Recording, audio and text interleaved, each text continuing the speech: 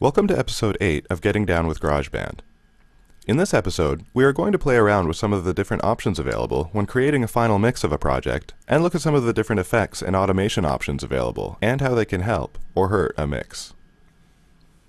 First, we're going to start with an almost completed project. Basically, we have all of our instruments in place, and we have created different sections or an arrangement for our piece from beginning to end. All we need to do to complete the project is to balance the volume levels and maybe add some effects to taste. Let's start by looking at our tracks and again noticing what they all have in common.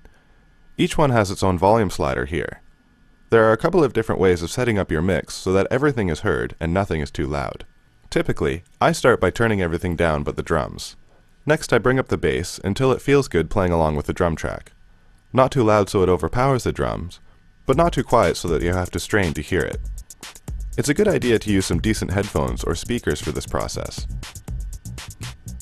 Then I can go through the other tracks and move their sliders around to find where they fit the best. If there is something like a guitar lead that is creating the main feel for the song, as I have here, it's best to make sure it's a little bit louder than the rest of the melodic content, as we want it to be a focal point. Anything that is simply supporting the main instrument, such as background melodies, or more gentle sounding instruments like strings, don't need to be as loud, but we want them to be heard. It's good to remember that there are no real rules here, just what feels good to you. A good way to check if you're on the right path or not is to listen to something that is similar to what you're making. If your piece is a rock song, check out some of your favorite rock recordings to hear how things are balanced there and try to match your levels to it. You won't get it sounding exactly the same, but using a reference is a great way to get closer to a good mix that everyone will enjoy. Now let's look at automation. Say we want the volume of an instrument to change at a certain point in our song. On each track, notice the arrow here. If we click this, we get a line that follows our track along the timeline.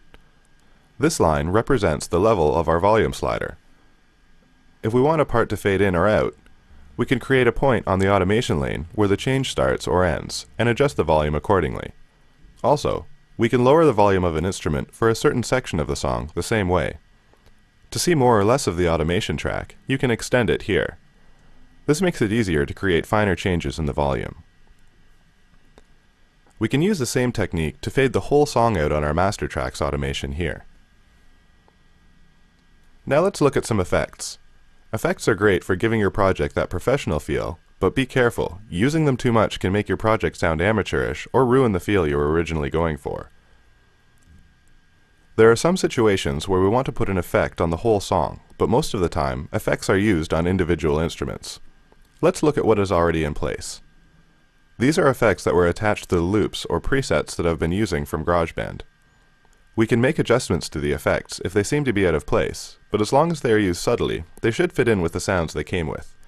We can also see that the master track gives us presets, which contain sets of effects that are organized to give certain sound to the entire mix.